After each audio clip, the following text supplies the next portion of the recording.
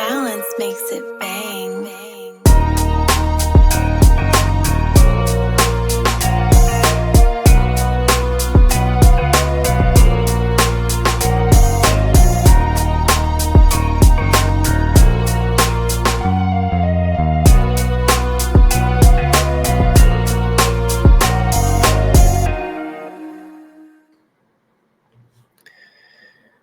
Okay. Reason I'm struggling to get started here is because I just did a workout.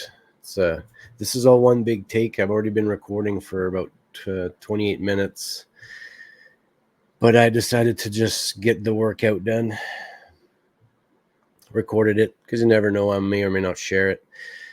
I'm not a big fan of, I don't know. I'm still getting used to putting myself out there and putting my face out there. I like to share other people's content that moves me primarily. That's what I enjoy doing. But you know, if I plan on making this a business at some point and you know, gaining momentum, I'm gonna have to start showing my face. So I'm recording whatever now. I'll decide later what I'll share, what I won't. That's the beauty of editing. But I guess that's as good as a start as it's ever going to be, guys? So I guess we're going to call this episode 19 of Tripping Through Transformation. Well, what would we call this? Raw? Unplugged? I don't know. But yeah, I haven't put out a show in a couple weeks. Initially, my guest was supposed to be Dan Carcello, a former NHL hockey player. Won't get too much into that, but yeah, unfortunately Dan's in Florida and he's affected by the hurricanes, so Dan couldn't come this week. And last week I screwed up. Yeah, miscommunication on my part, but a learning moment from that is now I learned how to attach StreamYard links to my Google Calendar invitations. So moving forward, when I invite a guest, I'm going to start using Google Calendar invites, and I'm going to attach the link to the StreamYard studio, and it's going to avoid all these problems. So see, you got to learn. Still out of breath. Yeah, so without having a formal guest today, I figured I'd fill in, talk about some of my personal experiences lately. I don't really have a script. I mean, I have some notes, but we'll see how that goes. And that reminds me, I forgot to queue up a video by Gabor Maté, so I'm going to queue that up for you guys right now. But what I want to share with you guys today, I guess, is kind of a showing of my growth over the past year, and how I've evolved as a person, as a podcast host, how the show itself has kind of evolved. One of the ways I intend to do that is to show you guys some early episodes of me being on the Rubio method and him coming on my show, Tripping Through Transformation, and then the same, like just recently, right? Just the change. And at the same time, I want to highlight some of the moments that were pivotal to me in, you know, being authentic and talking about who I am, and, you know, being open about psychedelic use and things like that, right? Rubio pushed me on my first appearance as a guest on his show, so and it's quite obvious actually when it comes up. So yeah, I want to show you guys that, and then yeah, just like I said, just share some of the times I've had Rubio, some of the laughs we had, some of the stories we shared, and yeah, I gotta focus for a second. I'm also going to talk about Sober October. On October 1st, I said I would do Sober October. I can tell you guys I've already failed twice, if it's not obvious. But, you know, at first I was beating myself up over this, but then I realized, no, you know, make this a learning moment. And that's why I want to show you guys this video by Gabor Maté. He talks about addiction. And yeah, after the fact, you know, after I consumed, I was like, oh, you're going back into your old habits. And instead I flipped the script. I actually started doing productive things like, no, you're not going to go back down that road. And I did a workout video. Again, I recorded myself working out. I don't intend on showing that crap. I really push putting myself out there when I post videos of me shirtless. But at the same time, and what kind of gets me to share that is, if I want to show my transformation, then I have to show my transformation. But I try to kind of do it over long periods of time and not like every day. So I don't know. Fitness has kind of been on hold lately, but that didn't mean I stopped working out. Like, I still curl like dumbbells in my basement, and I still do push-ups and stuff like that. It's just I haven't been attending as many of Brielle's classes as I used to. Like, I used to go every week, at least once a week, usually twice a week. And lately I've either been too tired or just too busy. Like, I've taken on a lot lately. Here we go. I found the video. But yeah, I've taken on a lot lately. I'm still trying to evolve the podcast, but I'm trying to not let it consume me and stress me out. So, like, I've talked about the segments and what I intend to do. For now, I think it's just going to be more like this. I'll probably still try to have guests on as much as I can.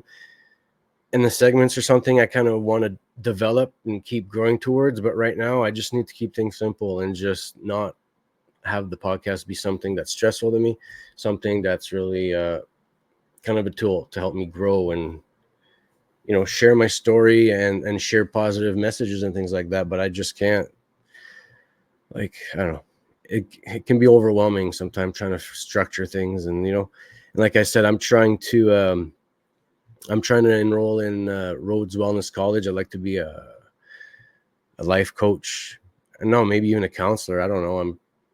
I attended an open house tonight, and they were talking about the programs, and that seemed pretty interesting. So I was curious about that. Right now, the biggest challenge for me is it'd be even difficult to do the part-time courses because I work shift work. So sometimes I work in the evening, sometimes I work in the morning, sometimes I work in the afternoon. So it's, even though they have a flexible schedule, my schedule is so erratic that it's still hard to kind of fit it in. And yeah. And I've also been working with Community Futures, we are building a business plan. The first things we did was set my goal, vision, and mission, which was great because I already established with my executive coach, Matthew. So all I have to do now is further develop what that means, really, because right now it's kind of just like a one sentence thing, but I'll have to kind of construct a paragraph. And yeah, then I did kind of my it's called management, but to me it's more like just describing why you believe in this business and what's your why. And yeah, I got to kind of talk about my background and my upbringing and some of the things I've overcame and why coaching is important to me and why I want to develop the business. So just to give you guys kind of an idea, what I'd like to do is I'd like to obviously keep doing the podcast. At some point, maybe bring on some sponsors. That'd be kind of cool. Maybe make a few bucks that way. And then if I could become a coach, the podcast can be a tool to send my clients to, and it could also be a recruiting tool for me to bring on new clients. So, people can kind of get a vibe from me, what I'm like, see if they like what I'm about, and, see if they'd be interested in working with me. Then I'd like to get into public speaking, doing things like this, but, in front of people, sharing my story again, kind of, being a motivational speaker. I'd like to be, I think I'm settling on transformational coach, but I don't know. To me, that still kind of sounds woo-woo. I still haven't fully, made the switch over to, I don't know. I don't even want to say spirituality, but, I don't know what I'm saying. I'm just going to move on. But yeah, I want to be a coach of some sorts, a life coach or a mindset coach, resilience coach. I don't know. I don't want to put a label on it yet. I'm kind of leaning towards transformational, but I don't know. Anyways, and then I also like to be an author. So currently I'm hoping to work with Heather Andrews on a book called The Unseen Battles, and I'm hoping to be able to contribute a chapter to that. So that's kind of the direction I want to get into, and I'd like to make that mobile. As much as I like doing the podcast, I would much rather do it face to face with people, not so much on the camera. I find this very impersonal, and I just really like to connect with people face to face. So I figured if I could have like a mobile podcast, I could travel around, I could meet people, I could arrange seminars, I could do public speaking. And I could even meet potential clients who want to meet me in person, as I travel through Canada or through the States or through whatever, so I think that's kind of cool. Beyond that, I like to have a healing center, whether that's, working with a partner or even just collaborating with one in some way. That'd be kind of cool. I really want to deal with psychedelic assisted therapy. That's what I'm leaning towards. I know I have a lot of hurdles to overcome to get there. I'm a tradesman. I don't have any training in, psychology or as a doctor or researcher or anything like that, or, herbology, but botanology, I don't even know. I got this big fancy book back there from Dennis McKenna, and that's like, my Everest that I'm trying to get to as far as reading. It talks all about medicinal plants and psychoactive plants and things like that. And again, I got a lot of work to do to get there, but that's my interest. And of course, I want to offer other holistic options, and there's just so many out there that I don't even know. I don't want to start naming them, but I'm personally a big fan of binaural frequencies, sensory deprivation, and guided meditation, or even hypnosis.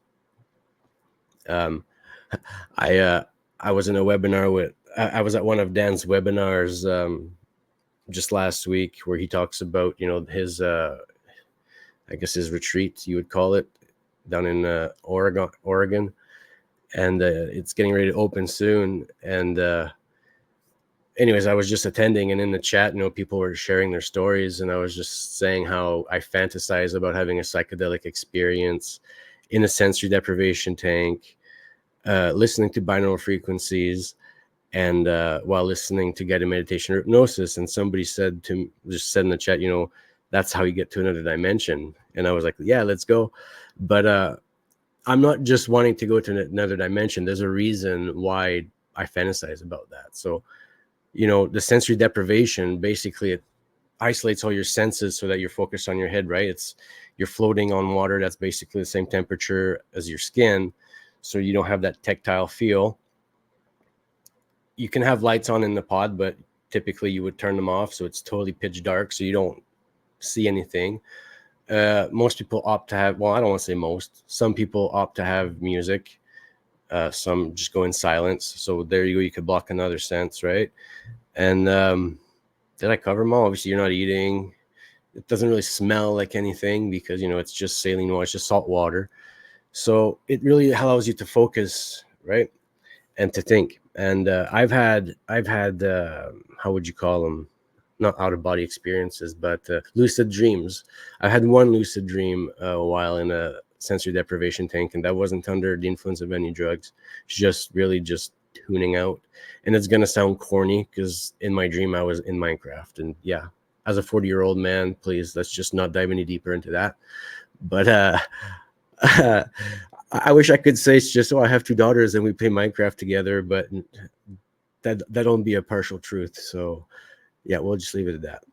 But yeah, I've had lucid dreams in there. So I've never had any other experiences inside a sensory deprivation tank, but I have had a psychedelic experience, and I have had experiences while listening to binaural beats and to meditation or hypnosis. And I found that experience transformative. And here's why.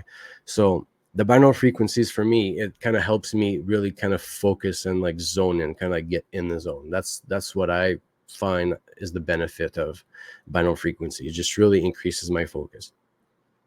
Then you stack that with hypnosis or guided meditation. So somebody that you trust, or a recording or whatever, you have to be comfortable with the voice that you're listening to, and you have to trust that they're going to guide you down a positive path and, a healing journey, not down to the pits of hell and make you relive all your worst nightmares, right?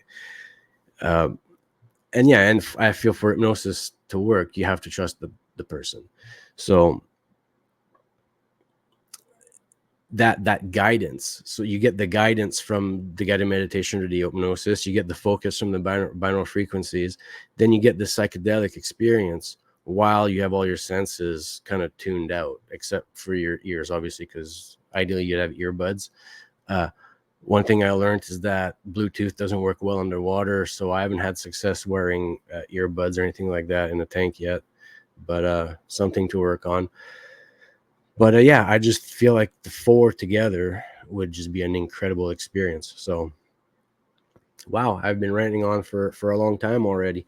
So I'm going to skip ahead and kind of, I guess, touch on Sober October, my two failures, but the lessons I've learned and why I don't really regret it, because I'm really starting to understand, oh, okay. Anyways, I'm just going to play the video and then we'll get into it. So hang on, I got to go here. Present, share screen, and this is my Instagram page. Hopefully there's volume. Where's the sound? Here we go. You can't look at what's wrong with the addiction. You have to look at what's right about it. In other words, what is the person getting from the addiction? What are they getting that otherwise they don't have? And what addicts get are relief from us, from pain. What they get is a sense of peace, a sense of control, a sense of calmness, very, very temporarily. And the question is, why are these qualities missing from their lives? What happened to them? If you look at the drugs like heroin, like morphine, like codeine, if you look at cocaine, if you look at alcohol, these are all painkillers. One way or another, they all soothe pain. And that's what the real question in addiction is, not why the addiction, but why the pain. Now, I just finished reading the biography of Keith Richards, the guitarist for the Rolling Stones. And as you probably know, everybody's still surprised that Richards is still alive today, because he was a heavy-duty heroin addict for a long time. And in his biography, he writes that the addiction was all about looking for oblivion, looking for forgetting. He said the contortions that we go through just not to be ourselves for a few hours.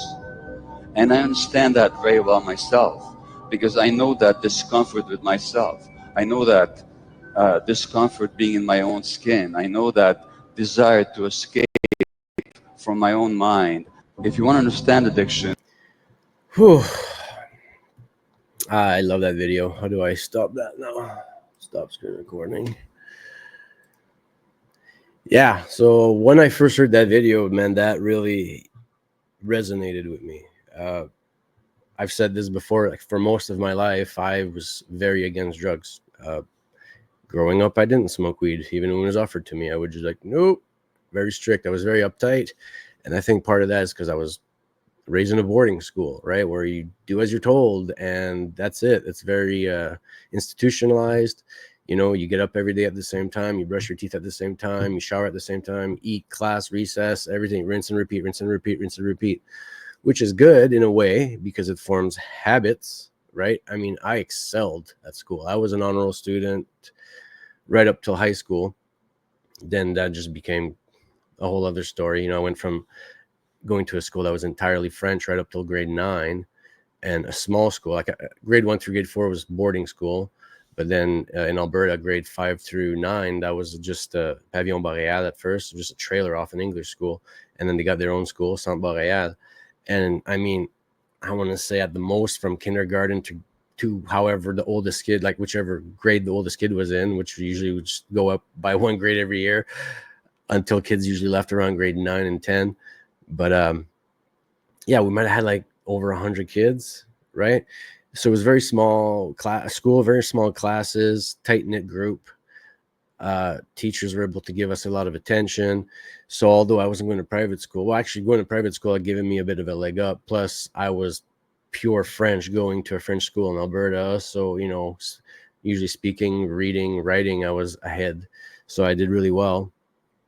And then, yeah, when I attended grade 10, 11, 12, I went from, you know, all French to all English. And I went from 100 or so kids to like probably 1,200 at the time, I want to say. I think there's like probably over 2,000 kids going to Merck now. I'm just kind of off the top of my head. I'm not sure if that's accurate, but anyways, it was just a big change. And I went from, being top of the class. I think there was like I don't know if I was top of the class. I feel like there was always a fight between either me or my classmate, Sarah.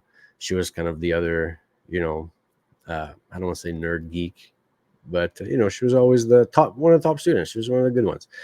So yeah, so where was I going with this? Right up until high school, I did well, and I was also, I was the president of the school council at the French school. I would be in the plays. I don't know. I was just really involved. I remember like I even had jobs there where after school, let's say somebody rented the gym, right? They would let me come in, unlock the door, shut off the alarm, let the people in, collect their money. And then when they were done, just lock everything up, set the alarm, and go home. And I was getting paid for like $5 an hour. And I would just set up my PlayStation in the library and play video games all day. Like, it was great.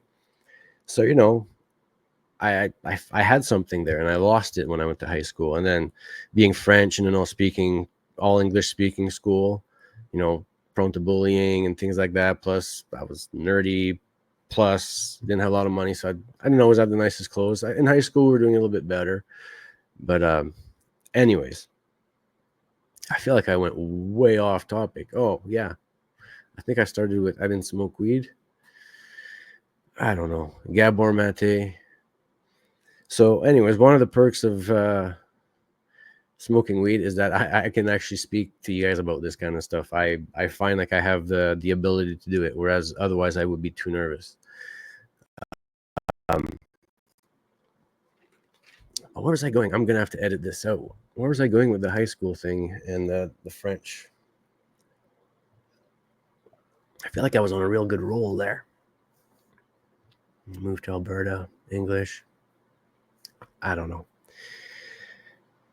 Way lost. But oh yeah, I was honor roll student. I never did drugs. Very against it. Yeah, there you go. Institutionalized, strict, by the book, blah blah. Okay, we're back on track.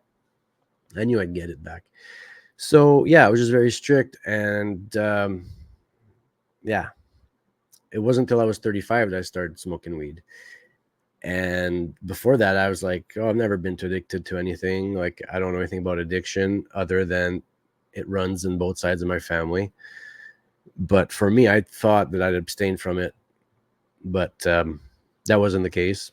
I'm not going to get into that now. I definitely had other addictions growing up, and definitely developed some after our house burnt down, to sleeping pills, and at one point Vyvanse. Terrible. I'm sure I'll share some stories about those at some point. But yeah, I realized, holy crap, I have developed addictions in the past. And then with the weed smoking, like I said, I never smoked till I was 35. Decided to try it because I was sick of the pharmaceuticals, right? Like, it's tough for me to talk about this and skip over all the things that happened between the fire and there, because so much happened. Like, but I don't know if this is the right time to do that. But all I'm saying is, I discovered weed late in life at a time where I was down in the pits, and I liked it. And at first I was able to manage it. I had a regimen that kept me passing the drug test that I had to take, because I failed drug tests twice. Again, that's a whole other story. That's long and lengthy. I don't want to get into it, but short end of it, I failed drug test once because I had decided, okay, I'm done with pharmaceutical drugs. I'm just going to try to smoke weed, see if it helps me sleep, see if it helps with my anxiety. And it was also supposed to help with inflammation. So I thought maybe it'll help with my colitis and all this. So, yeah, I started smoking cannabis, and then within I don't know, I think I started in October, and I think I failed a drug test in January or December, January. I want to say January.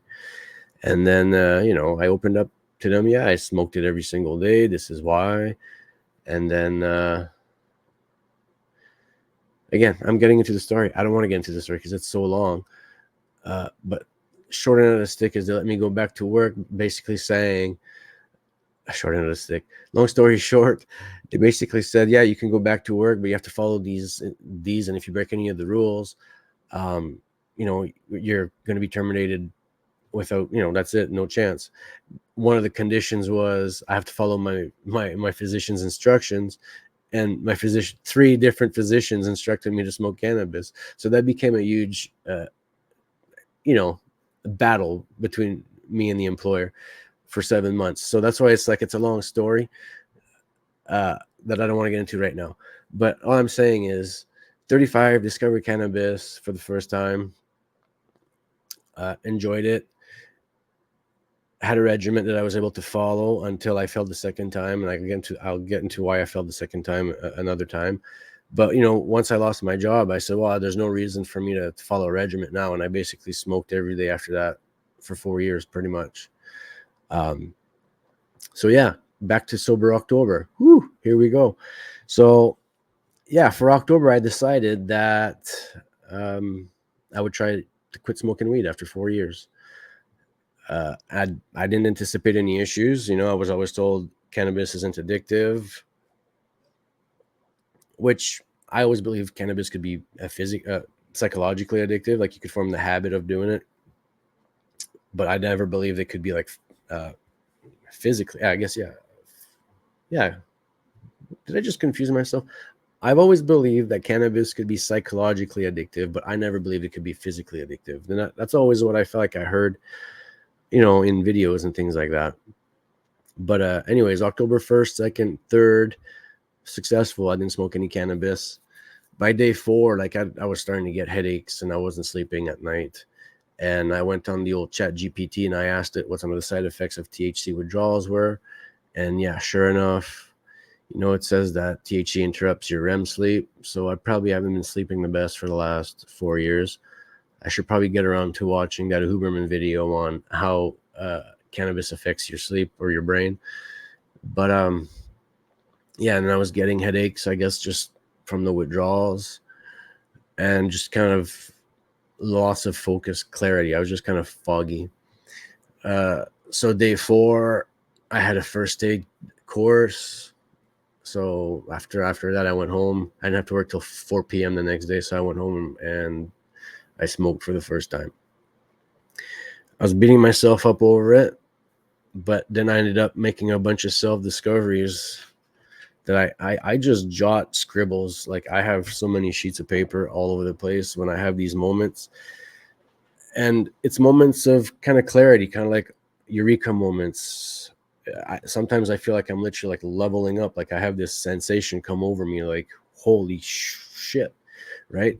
And these moments lead to moments like this where I'm like, oh, I should be telling people about this. I should be, as it's happening, and I should be honest, because if you want to guide people through their struggles, you have to show them that you've been through the struggles yourself, and you have to show them what you've learned and how you've grown out of it. And, so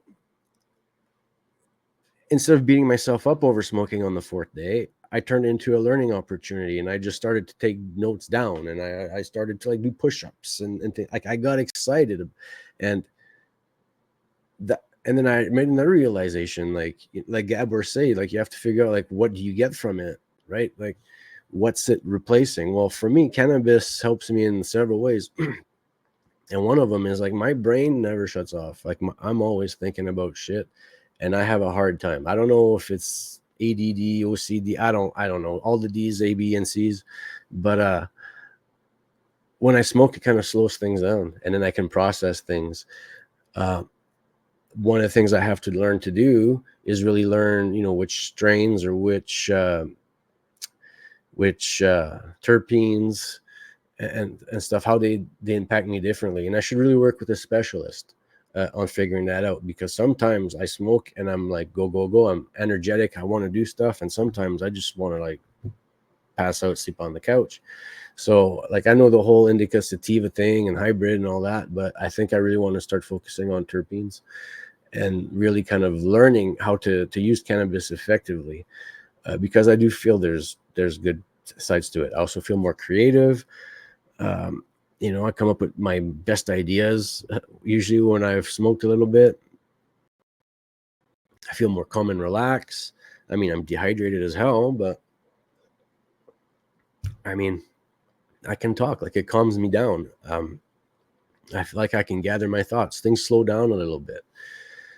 Maybe I repeat myself 10 times. Maybe sometimes I freeze up, but overall, I still feel like I'm more productive. So yeah. And the second time that I smoked was today.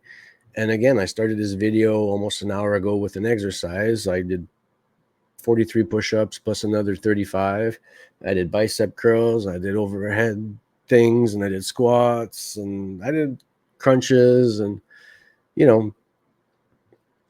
that's another thing. Like, I feel like I can push myself harder when I smoke cannabis. Like I don't tire as fast, and I can, when my muscles start to say, I'm tired, my brain can say, oh no, you're not done yet, and I can push myself further. I get more reps in. So there's that benefit. But what I've also come to realize is that I've been using it as a crutch to kind of just cope day to day. And that's led to some downsides as well. Like, I'm not always as productive. I'm sleeping all the time. Like, well, not all the time, but sleeping a lot more than I should be. And it's nice to have days off and have some moments of like kind of just refresh, and then have those few opportunities now and then when you can just say, okay, I'm going to smoke today. I'm going to enjoy it and have that better experience from it, rather than just kind of being numb every day. Like, one of the things I noticed when I first smoked, even after 4 days, I was like, holy crap, I remember why I like this now, right? It hit me so much harder. I was looking at my phone, the pictures were brighter, and everything was just more interesting. And I guess I understood what the initial draw was, right? Plus, yeah, I know there's other draws too. Like, when you have a partner, sex is definitely more enjoyable. I don't know. Was that awkward? I just said a thing that I don't think I would have normally said, but it's the truth.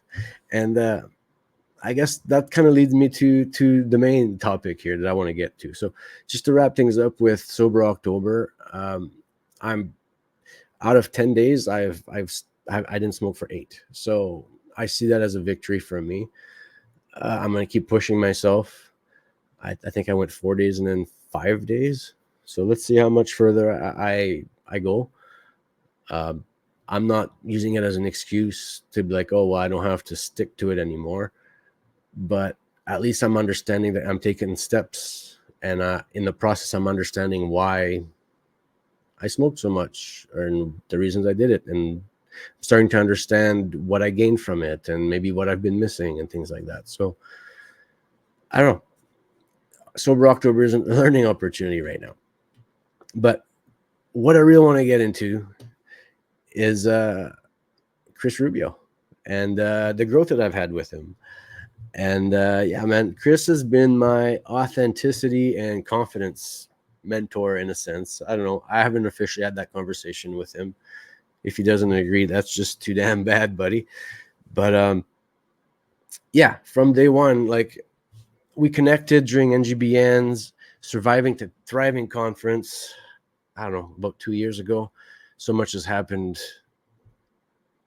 in the last couple of years that the dates are kind of starting to all get murky now. But about 2 years ago, Rubio was one of the presenters, along with, I think there was Chris Fontana, there was Brian Jodis, there was Charles Wallace, there was Ben Smith, and then Harvey. I'm missing half the name. Harvey. I'll get back to you. But anyways, point is, there was a lot of presenters along, and Rubio was one of them. And early on, one of the things that I told him, I sent him this lengthy email. And I wrote that I've always had this belief in me that I'm capable of achieving anything. I really do believe that. But at the time, I, for one, felt arrogant and kind of narcissist for feeling that way. Like, who am I to have such high belief in myself? Like, really capable of anything? So I kind of felt ick about feeling that way.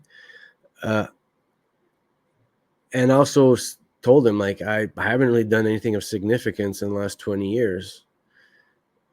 And wow, saying that now, see, these are the kind of moments that I don't get on weed without weed. I'm kind of getting teary-eyed right now because I'm like, I feel like I haven't done anything of significance in the last 20 years. And I was like, dude, you've been a fucking dad for 20 years. Right? So I guess I've been doing something of significance. But the way I saw it back then is that, I used to be an honor roll student. I was an Army cadets and I was winning awards, best cadet, best platoon cadet in camp, things like that. So I don't know. I always just felt like whatever I participated in and whatever I committed myself to, I just really thrived, and I was capable of accomplishing great things. But then, I kind of, when I became a dad, I went back to school to do a trade that I had no passion in, and I basically got stuck in a job that I didn't really have any passion for 15 years. Just because it paid the bills, and eventually it became a cash cow for child support. Another story. I'm not going to get into that right now. I'll just say I'm not opposed to child support, but I think there should be better measures put in place for accountability as to where that money goes. And anyways, we're not going to go down that path today. But yeah, so 15 years, I kind of just felt trapped and lost my train of thought again. Oh, I hadn't accomplished anything of significance. And then, and then I lost my job, my house burnt down, go to court, lose all my money to basically pay lawyers. Then the rebuilt house gets foreclosed on. I file a consumer proposal that eventually turns into a bankruptcy, lose every bit of saving I've ever had, lose my vehicle, like just everything bit by bit by bit. I lost everything. So I was lost. And where was I going with this again? Oh, I felt like I hadn't accomplished anything. Yeah. So I just felt like, really, dude, you still have that belief in yourself after all of that? Like, but I do, and I still do. And I think that comes from me going to boarding school. I believe that's a gift that my grandmother gave me to help me build that belief in me from a young age, to kind of give me a different path for the rest of my family. I really feel like I've been blessed. I will share the story of my grandmother. The way it's been told to me is that,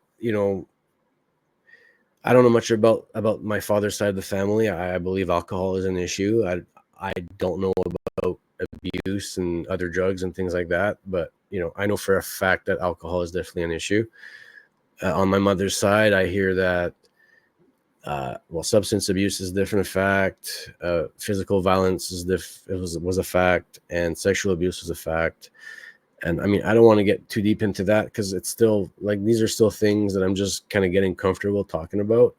And the last thing I want to do is smear people's names or mention things that they're not comfortable with. So I'm trying to keep it vague. I'm hoping at some point that if I can have, the right conversations with the right people, that I'll be able to share more. Because, I feel like the more you can share, the more you can relate to people. But just a lot of history of just trauma, generational trauma, we'll call it. Also, not a high belief in education. The belief was work hard and that's how you earn a living. So, my parents, I don't believe, graduated high school. So that's kind of the background I come from. And I feel like my grandmother wanted to give one of her grandchildren a different path. And so my grandmother passed away about a week after I turned 6 years old. And she left my mother about $2,000. And basically saying that money had to go toward my education. And so my mom enrolled me in private school. And now, I have to acknowledge my mom's sacrifice as well here. Because, $2,000 was a nice little start, but it probably only paid for a few months of private school. I think it was like $300 or $400 a month or something like that back in the 90s. So, my mom had to work to put me through that. And I was able to go to private school for 4 years. And like I said, I believe that's where that belief comes from. I always believed I would either be a doctor, a lawyer, or a businessman. I don't believe I'm going to be a doctor, not at least like in the medical sense. Like, I might be a healer of sorts. But I don't think I'm going to be doing surgery on anybody, or prescribing medication. But and I don't have any ambitions of being a lawyer. I've been around them enough now. I'm sure I'll still have to make friends with them at some point, but for now, I don't want to be one. And but there's still potential for me to be a businessman. So I told Rubio all of this, back to Rubio, and he just wrote me back, and he's just been my authenticity and courage and confidence mentor since then. Like, he's the one pushing me to be who I am. I'm just gonna start with this first mention. Like, this is the first time Rubio's ever mentioned me. It's just a quick clip. This is a year ago. Sorry, I have to do this. This is a year ago. I guess, yeah. No, what just happened? Focus. Focus up. I'm talking to you, Guy, out in Canada. That's G-U-I. I can't say your whole name. I'm not even going to try. Well, I'll try. It's like Guillaume. It's a Canadian name. I don't know. Keep up the great work with all you're doing at the NGBN community, and make sure you, the audience, do a great job, or continue your great job of sharing. Yeah, anyways, we don't really talk about NGBN anymore. I don't know. I personally still have mixed feelings future about of your it. business. Let's just close it. Boom. That was way easier to do that. Yeah, most of the content creators at NGBN have left. I don't know. There's a lot of unresolved things, so I don't want to get into it, but I have my feelings about it, which is also why I stepped away. But I don't know. I feel like there's a lot of unresolved questions, and I hope I'll get answers someday, but I guess that's to be determined. Right now, I'm not trying to stress too much about it. I had big hopes and ambitions with them. Before I left, I was actually, being considered for a permanent position there. At least that's what I thought. And I even gave my boss a warning at my job saying, hey, just letting you know, the thing I've been talking to you about for all this time, seems like it's finally materializing. So I may be putting on in my notice. And I was trying to work out, how much notice would you like me to give you? Because I don't want to just leave him hanging either. But anyways, not too long after, that all kind of went sideways when most of the senior content creators announced they were leaving. And then, anyway, I don't want to get into it, but we're not part of NGBN anymore. So anyways, that was Rubio mentioning me. I think I must have just started tripping through transformation back then. Just kind of give me a boost of confidence there. I was still awkward on camera. I'm still figuring this out, although I think I'm doing a lot better. It's probably the weed talking.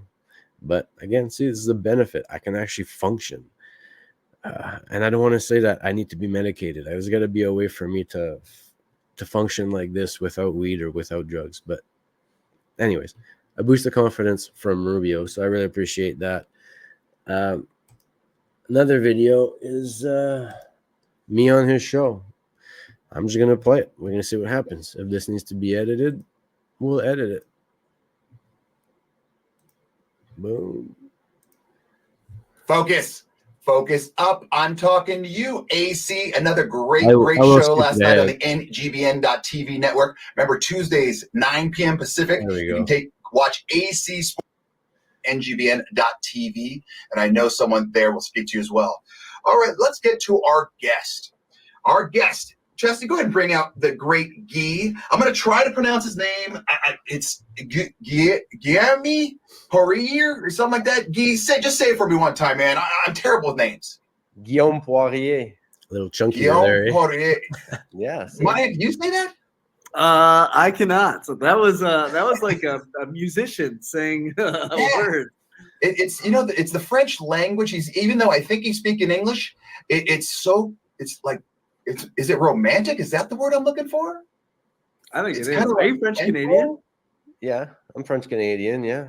And you live out in sultry, BC. right? It's yeah. So yeah, it's sultry, but it's so beyond. Like I don't think I even have the ability to do it. Monahan, you're more. Can't do it. I don't want to say I'm not happy. feminine, but you're more gentle than I am. So I feel like you could do it. I just don't think I can do it. Or do burly guys speak like that, Guy? Well, I hope so, because I don't want to be the only one. Well, no. I mean, you're in the land of the French Canadians. I'm assuming everyone out there speaks that language. No, man, I haven't been around other French people in a long time. They're all on the other side of the country. So you're just above me, right? Yeah, like 3.5 hours from you. I know where you live, Rubio. Okay, Monahan, you've never been over That's this way. not You just creepy go up at north all. where you are. Yeah, Manitoba is what's above me. Okay. We got to skew it off. Who is Guy? Guy is a community leader, educator, and aspiring healer. Host of Tripping Through Transformation podcast on the NGBN.TV network, lives in British Columbia and has 2 daughters. Welcome, Guy. We're very excited. How are you doing today? I'm doing great, Rubio. Thanks for having me on the show. And Now, Monahan, nice to finally meet you. Let's go. yeah, Monahan, we're ready. All right, quick hitters. Guy, one of your favorite movies is The Matrix. Absolute phenomenal movie. My question for you is, we're in The Matrix right now. Would you take the blue pill or the red pill? The blue pill keeps everything the same. The red pill opens your mind to where you know exactly what everything's going on in the world, the corruption, the good, the bad. Which one you taking? Yeah, no, red pill, 100%. Yeah. Ooh, that fast. Monahan, what about you? Ignorance is bliss, my baby. I knew you were blue pill right out of the gate. That's a neon blue pill for you, Monahan. Hey, keep it moving. Keep it moving. I'm on the train. Don't get on the tracks, Daddy. Okay, I knew that. All right, Guy, number 2. You know I can't stand the whole Thanksgiving meal stuff, blah, blah, blah. What is your favorite part about Thanksgiving meal? Do you guys have Canadian Thanksgiving? Is Thanksgiving a thing up there? Oh, yeah, we already had ours. Oh, Yeah. okay. So Yeah, what's your favorite part of the meal? The end when you get to just sit down and relax. Okay. So this happened just after Thanksgiving, and that was a tough time for me too. Actually, that's when we had the family fight and my girlfriend and I broke up. So I wasn't doing too well there mentally, but a little chunkier. Still working on growing the hair. You know, Shirley did my hair today down at Eye Candy. Thank you, Shirley. You did a great job, but unfortunately, I always hide it underneath a hat. One of these days, I got to talk to the boss lady down there and get her to do the micro needling on top and maybe up front here a little bit. But yeah, she did a great job with my hair. Thank you, Shirley. But yeah, this was at a rough time in my life. And you can see I'm still really awkward and things like I've gotten a lot more comfortable in front of the camera since then. So keep going. Monahan, same question for you. Oh, yeah. Oh, okay. So mine is that there's no expectations. The only expectation is try and get really fat and watch as much football as possible and maybe talk to a relative or two. No expectations. Let it rain. Love it. Oh, so you're saying like you don't have to go buy gifts. You don't have to get dressed up. Yeah, come as you are and just get loaded on food. Oh, yeah. Okay. Guy, what's your outfit for Thanksgiving? Are you going full sweats? Are you embracing the inner fat guy in you? There's no outfit. It's whatever I throw on that morning, man. If I'm coming home from work, I'm wearing work clothes. If I'm getting out of bed, I'm wearing pajamas. It's Thanksgiving. I can see Monahan fully prepping. Like you go pregnancy. I don't know if it's obvious. I don't want to say we don't celebrate Thanksgiving. My mom did celebrate Thanksgiving. Like we did celebrate Thanksgiving, but yeah, this was, like I said, this was just after a Thanksgiving where, you know, there was a family argument and then my girlfriend and I ended up breaking up shortly after. So I wasn't really in the mood to talk about Thanksgiving, but anyways. See women's pants where they have the little stomach extension like the Joey and Friends. Oh, yeah. We're not, hey, nothing's tight on Thanksgiving. Monahan's coming in with the eye black, wrist taped up. Hey, we're ready to go to war, baby. Monahan, I heard Guy say something about a week ago, and I said, I'm putting this as one of the questions because you're going to be blown away by this, as I was, and we're going to have to fix this issue with Guy. Guy, is it true that you've never been to a wedding? Never been to a wedding. Yeah, no, that's true. Monahan, now it's never been to a wedding, never been to a funeral. And that's always kind of sat with me.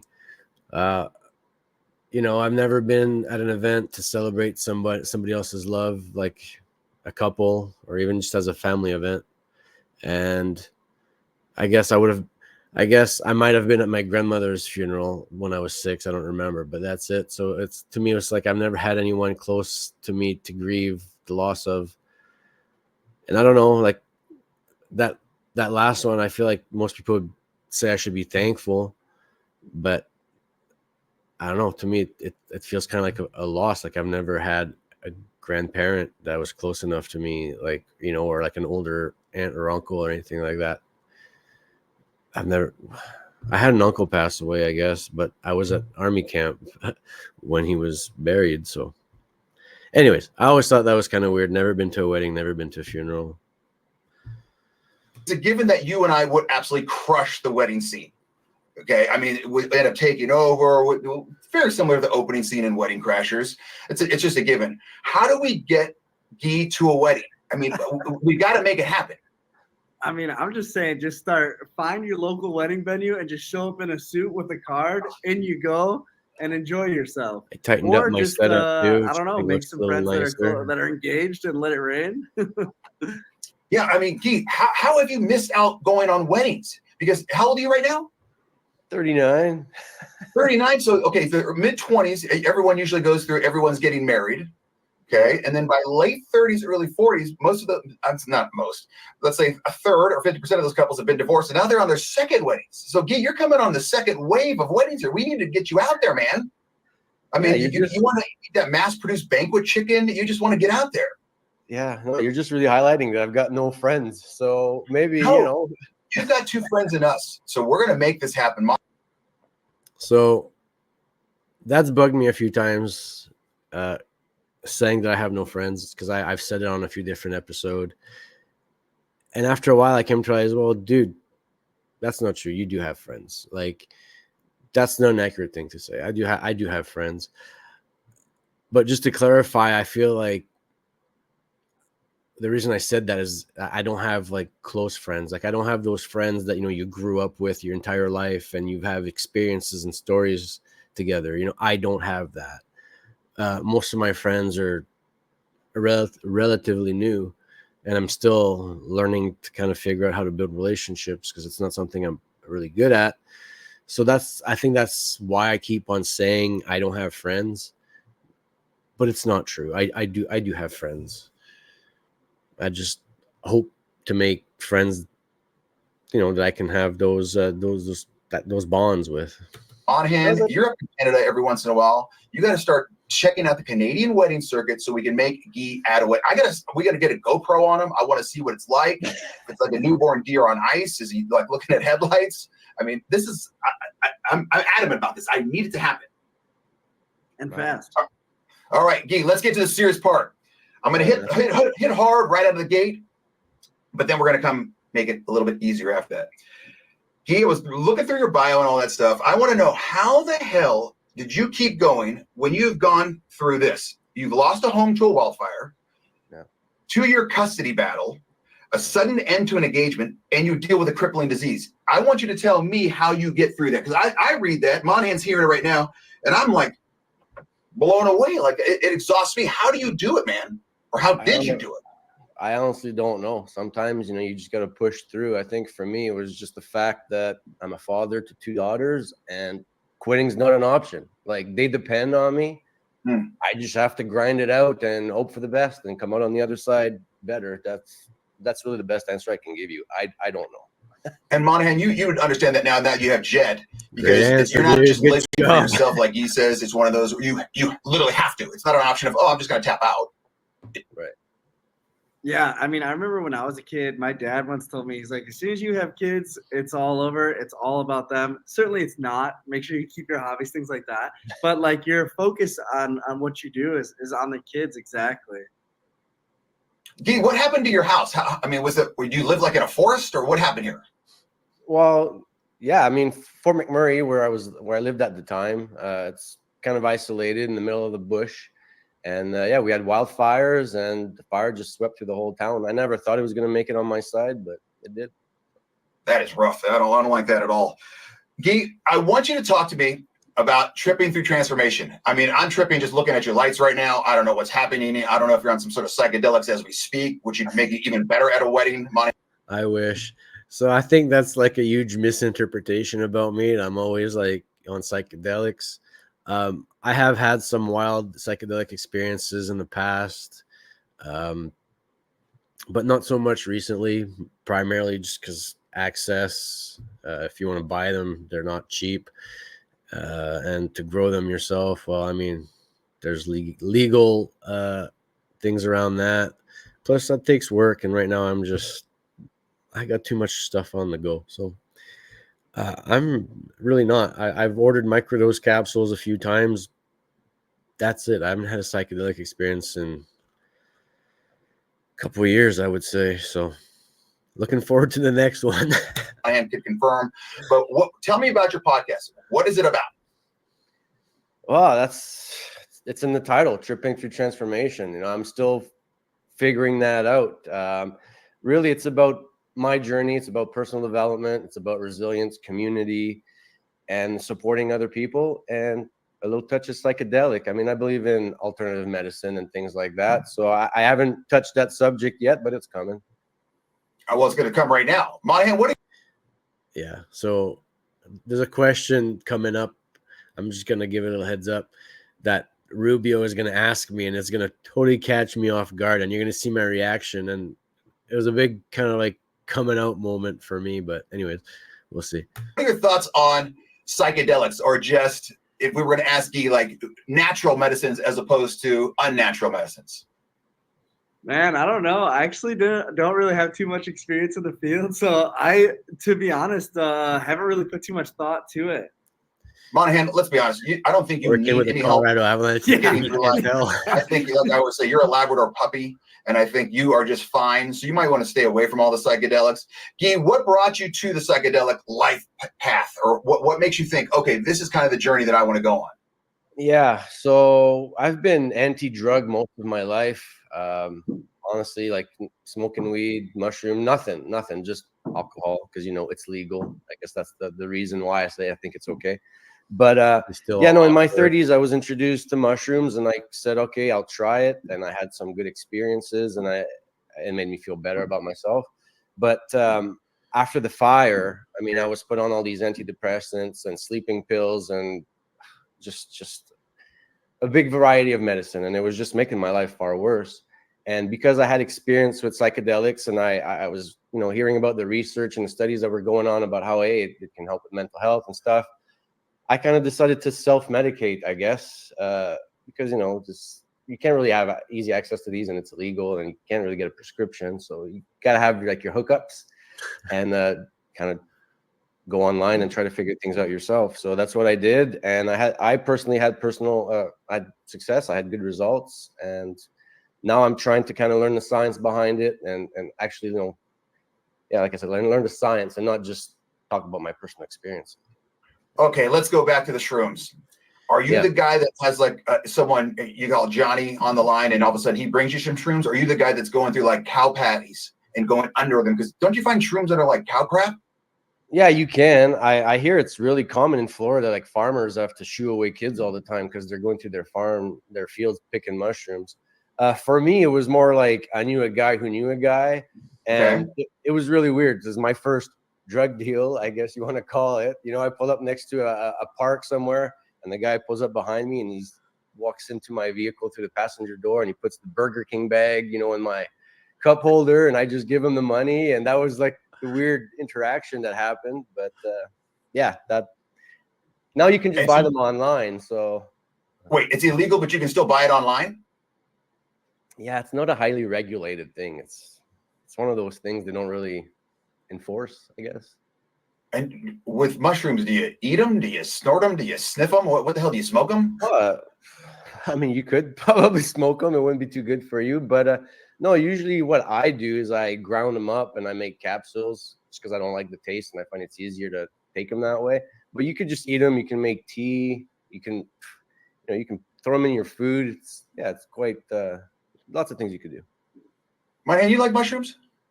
I actually don't even like them on food. No. Yeah, I think I'd have to choose something else. What else can you heal yourself with? Now, are you taking any medicine, like real, like quote unquote real medicine? Like, do you take Tylenol, Advil, Robitussin? I mean, Oh or you yeah, just if I have a sore back, I'll take Robax or Advil and things like that. But you know, I still take prescription medication if doctors recommend it and I feel I need it. But when it came to the mental health stuff, like certain drugs I did, like Abilify and things like that, it just made my depression and my stress like worse. So I stay And away from those. how fast was this comeback? Once you stopped doing all of, like the antidepressants and sleeping pills, how fast was it? Did you notice in your body like, holy Jesus, I feel a lot better now? Yeah, I noticed it almost right away. Like the Abilify stuff, I would go to work and just stare at the clock, and an hour would go by, and I'd still be staring at that clock. Like it was ridiculous. So, And that was the prescribed one. That was the bad one. that was the worst one that I remember. Yeah, So it just put you in like a zombie state.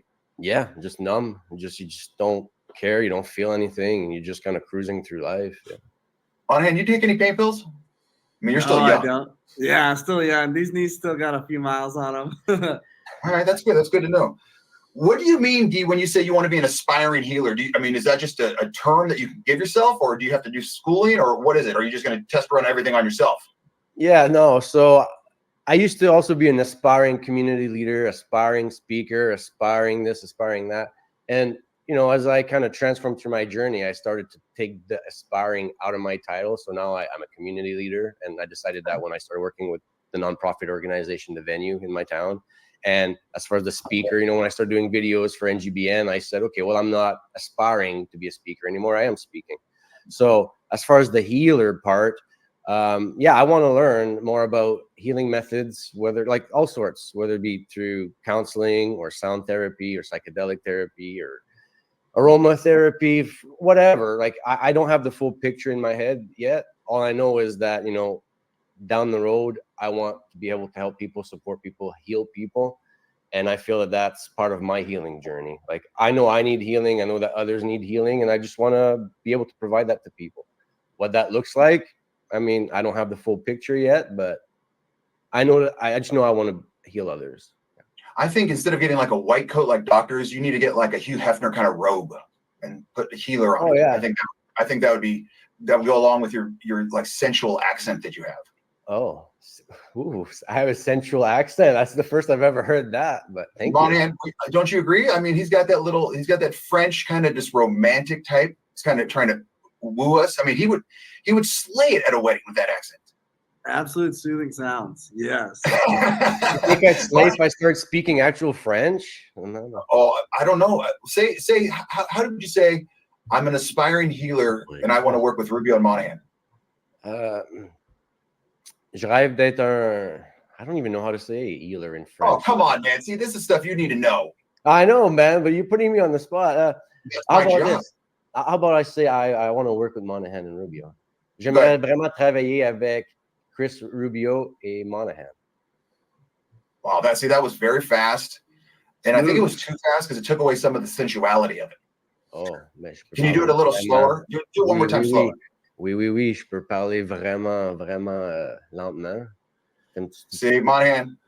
I'm not sure beyond here, but is that a song? Yeah, it's Edith Piaf. What song is that, Monahan? I can't remember, but it was in Saving Private Ryan. Oh, great movie. Yes, it's that. What's the song on the record machine at the end? Oh, yeah. Is that when Vin Diesel gets shot? This is what that last battle scene. One of the greatest scenes in all of cinema, really.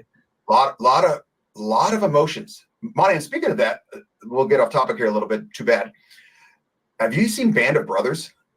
I literally only just binged watched it for the 30th time yesterday. Yeah. Guy, have you seen that? No.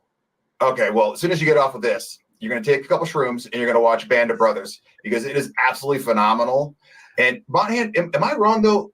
That generation has been called the greatest generation several times. But after watching that, it kind of made me depressed that not only that generation has basically almost died off at this point, but if you look at kids nowadays, like there's no way they could do what those guys did. And I'm signing myself up on that. Yeah, I'm not doing that. Yeah, Kevin, people were lying saying they were 16 years old or 18 years old and they were 16 just to sign up. Yeah, and then guys that were like 18 that didn't get in because they had a bad hoof or a bad elbow or a bad headlight or something like that, then they would kill themselves. It was bad. Yeah, it's insane. It is the greatest generation. I don't think there'll ever be one like it. Yeah, unbelievable. So, Guy, you need to watch Band of Brothers. It's on Netflix, I believe, right now. It's absolutely phenomenal. It's 10 episodes. Each episode is probably about 90 minutes, but it's very, very, very, very good. Probably one of the best overall series I've seen.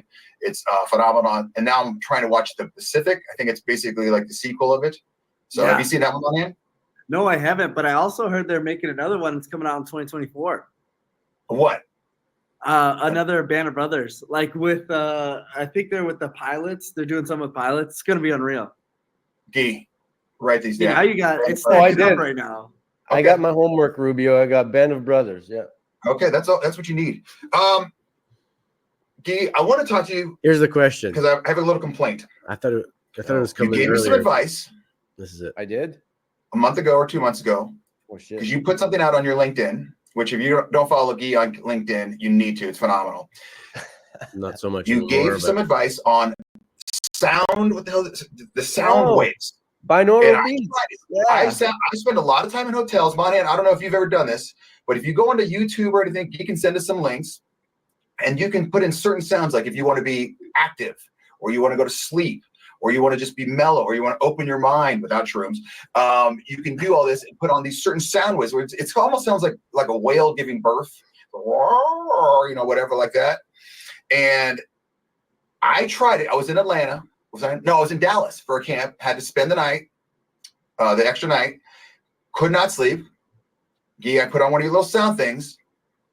It made my mind think more.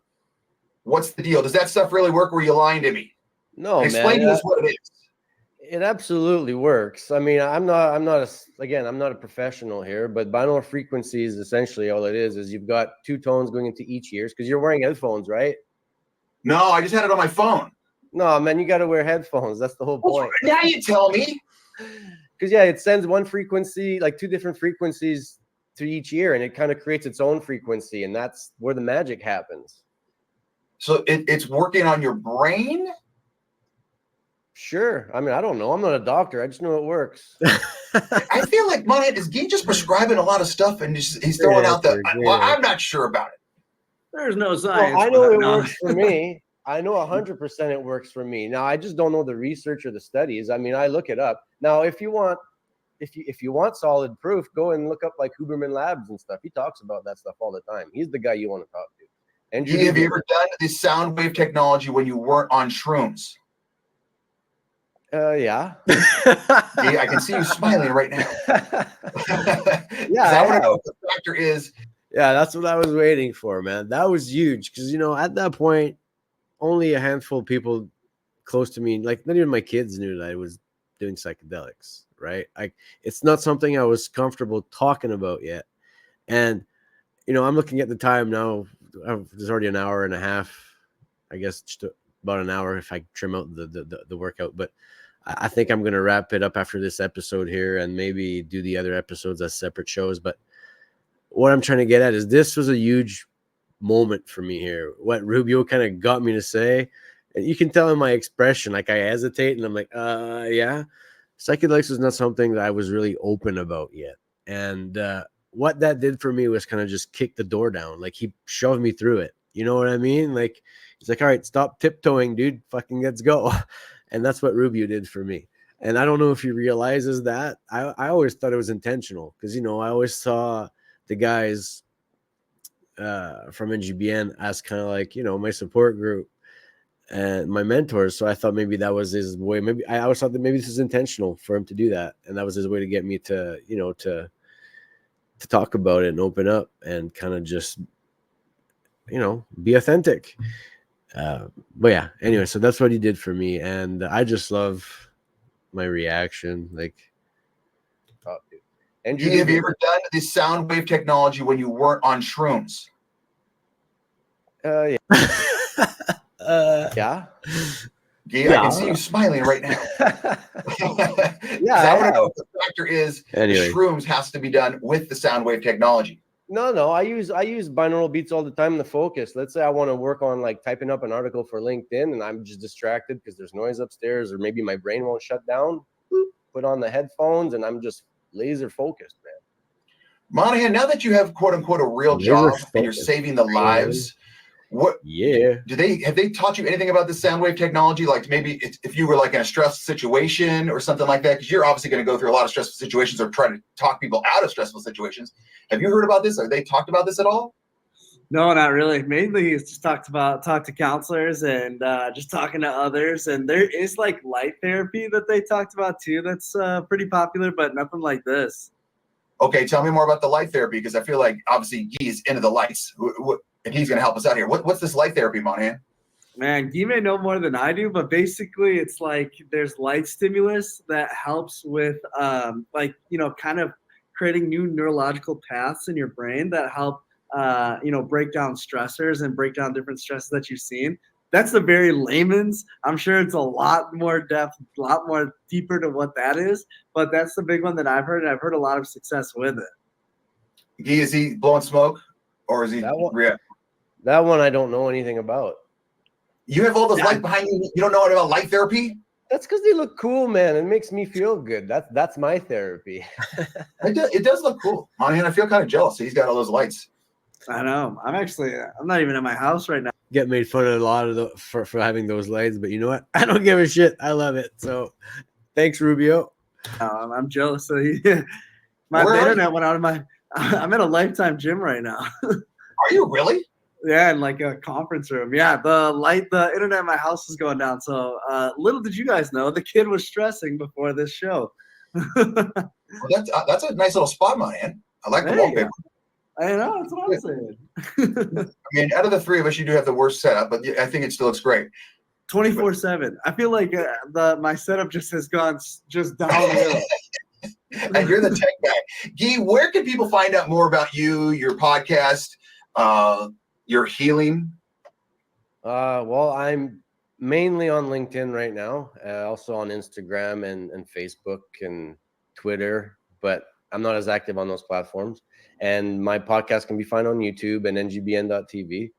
And as far as my healing, well, I'm still on my journey. I want to become a healer, right? I'm still aspiring. So yeah, I mean, I'm always looking up new things, and I share what I discover on LinkedIn. So you can always find things on there. The last thing, I want you to give both of us a bit of advice when we get through a rough time. Monahan's going to go through his rough times. He's got a 2-year-old. Monahan, your kid's not 2 yet, is he? Oh, he's 17 months, so almost. Monahan, don't be the guy that does 17 months. How old is that? Jesus. 1.5. Oh, yeah. Okay, Monahan, you knew I was going to call you out on that. For the love of God. Yeah, I'm 837 months old.